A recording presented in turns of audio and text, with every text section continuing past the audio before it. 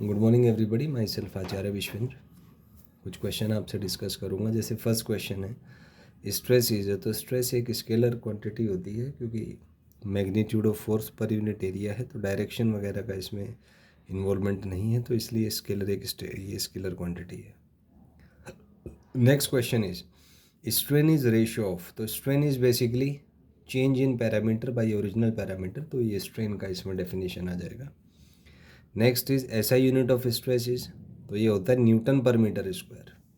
Next is CGS unit of stress is, तो stress होता है फोर्स बाय एरिया, फोर्स का सीजीएस यूनिट डायन, एरिया का centimetre square, तो स्ट्रेस का जो सीजीएस यूनिट है वो डायन पर सेंटीमीटर स्क्वायर आ जाएगा। अगला है ratio of SI and CGS unit of stress, तो इनका रेशियो आप कैलकुलेट करें, ये 10 आ जाएगा।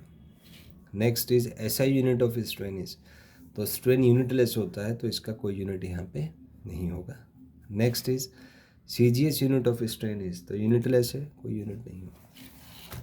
Next is dimension of stress is, तो ये m1 L-1 T-2 होता है। स्ट्रेन की बात करें m0 L0 T0। Stress upon strain के डायमेंशन की बात करें तो स्ट्रेन डायमेंशनलेस है, तो इसका डायमेंशन वही होगा जो स्ट्रेस का होगा, और स्ट्रेस का होता है m1 L-1 T-2। Next is Young's modulus, same dimension as that of stress, जो है m1 L-1 T-2। Bulk modulus का भी सेम है। Modulus of rigidity, it also has got the same dimension as that of stress, pressure, energy density, bulk modulus, Young's modulus, and which is m1 L-1 T-2। Next is stress square by Y, तो stress और Y का dimension same है, तो ये power इससे cancel हो जाएगा। सो इसका डायमेंशन वही होगा जो स्ट्रेस का होता है, और स्ट्रेस का डायमेंशन है m1 L-1 T-2, तो ये आपका आ जाएगा। Next is dimension of stress into dimension of strain. Strain क्योंकि डायमेंशनलेस है, तो इसका डायमेंशन वही होगा जो स्ट्रेस का होता है, और स्ट्रेस का होता है m1 L-1 T-2, तो इसका डायमेंशन भी यही हो जाएगा। Next is dimension of y into strain square, तो यहाँ पे है कि y जो है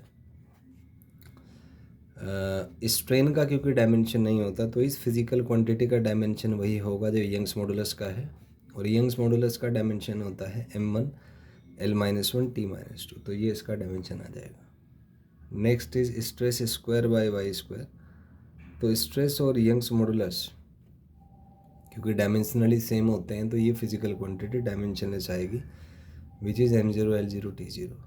next is dimension of energy, तो एनर्जी का डायमेंशन m1 L2 T-2 होता है। Next is dimension of work, work का डायमेंशन भी m1 L2 T-2 होगा। Next is energy by work का डायमेंशन, तो एनर्जी और वर्क क्योंकि दोनों का डायमेंशन सेम है, तो इसका डायमेंशन डायमेंशनलेस होगा m0 L0 T0। Next is dimension of energy density, तो ये m1 L-1 T-2 आएगा। Next is dimension of potential energy mL2 T-2। Next is dimension of kinetic energy mL2 T-2।